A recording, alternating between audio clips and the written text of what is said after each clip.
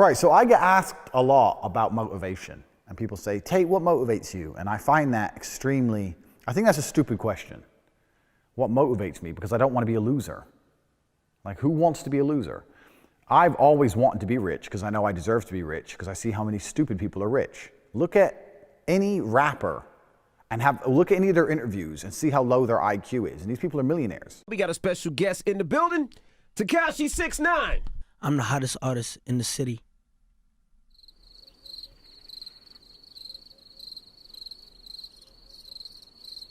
No, you're not. So if they're a millionaire, I definitely deserve to be a millionaire.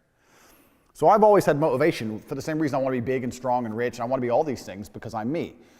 So I was talking to someone the other day, and they said, why are you motivated? And I said, because I don't want to be a loser. And they said, yeah, I understand that, but why are you so uncomfortable with the idea of being average, loser, and you have to push so hard? So I guess my typical response wasn't enough for him. Why are you so motivated? Don't want to be a loser. Okay, but why don't you want to be a loser? So I sat there for a little bit and I thought, what is the reason I have always been so driven my entire life? And it's obviously to do with my upbringing, but it's like, what element of my upbringing made me into such a militant individual? What made me so brilliant? From a young age, I was a professional chess player, and then I became a professional kickboxer, and then I became a multimillionaire businessman, blah, blah, blah. Why have I always pushed so hard? And I think one of the key elements to it is because I was always extremely proud of my last name, Tate. And the reason for that is, in the environment I grew up around, whenever the name Tate was said, people put respect on the name. So when I used to go to professional chess tournaments with my father, who was one of the best chess players in the world, people would say, oh shit, Tate's here. Oh man, Tate's here. Oh, who's got Tate? Who's playing Tate? Everyone was scared. And the name invoked fear. The name invoked respect automatically, just the name, Tate.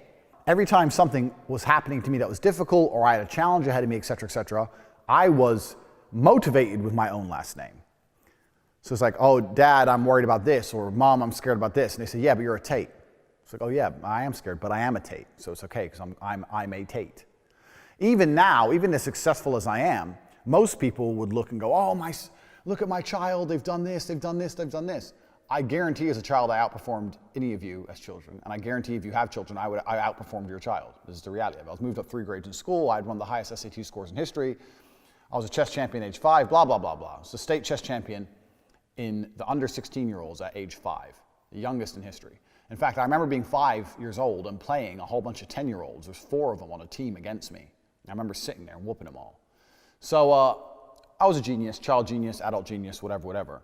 But I was never told, oh, wow, you're so smart. For me, it was just normal. They're like, yeah, you're a Tate. Oh, they moved me up 3 grades in school. Well, duh, you're a Tate. Of course. What the fuck else are they going to do? So for me, achieving things was always very, very normal. And it was always very, very easy in my mind. It was always just like, well, duh, of course I achieve things. Of course I'll be world champion. Of course I'll be a millionaire. Of course I can do anything I want. And I've always believed I can do anything I want because I'm a Tate, and for me, achieving things is very, very easy. And I was never overtly praised, and my parents were never surprised by my success. A lot of parents are very, very surprised by the success of their children. I'll see it, they go, he's one of the best in his class. And I'm like, so? He's one of the best, so he's not even the best, of a group of 30 random average losers. He's not top 1% in the world at anything. And you're so proud of him, and you're gonna sit there and go, wow, great job, and that's why he's never gonna become shit. I'd be embarrassed to have a child which wasn't top 1% in the country, let alone his shitty class. I'd be embarrassed to brag about the things you brag about. They're bare minimum acceptable standard. If I had a child and he wasn't one of the best in his class, getting an ass kicking. That's the bare minimum acceptable standard, and you're proud of it? So one of the main reasons, I guess, I've always been so motivated, one of the reasons my life is so fantastic, because the truth is, I am one of those individuals that have it all. I was born with a genetic gift. I'm tall, caramel, sexy as fuck, rich, I can fight, I'm a genius, I've got it all.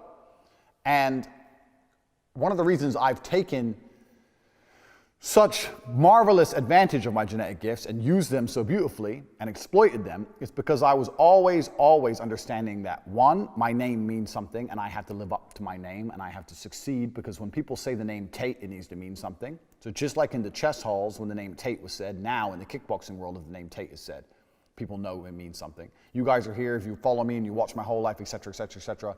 If anyone else knows who I am, you say the name Tate, people know. They know it means something, and I've made it mean something, one. And two, because my successes were always seen as absolutely and utterly normal. And it was absolutely and utterly normal for me to succeed beyond all measurable doubt, beyond any expectations. The average expectations put on the average child or the average person or the average man, I have always blown out of the water without even trying. It's just been easy for me because this is how I've always been as an individual. So I guess the moral of the story is I was raised for success. And if you're sitting there and you're thinking, oh, I want to be more motivated, I want to be more motivated, you have two things to do. One, stop being proud of your achievements, which are extremely minor. Oh, look what I did today. What'd you do? Is it actually impressive? Genuinely. The answer is no. One. And I'm saying that as, because even me in my life, I can, if I win a kickboxing world title, okay, I'll be proud of myself. Outside of that, well, I bought a new car. Who cares? All the things you're so happy about, all the things you brag about, it's bullshit things. It's things everyone does every day and it's not important. One. And two, you need to make your name important. You need to make your name important. You have to find a way to invoke a level of respect on your name. And the only way you do that, the only way you can possibly do that, is by achieving things that others cannot do.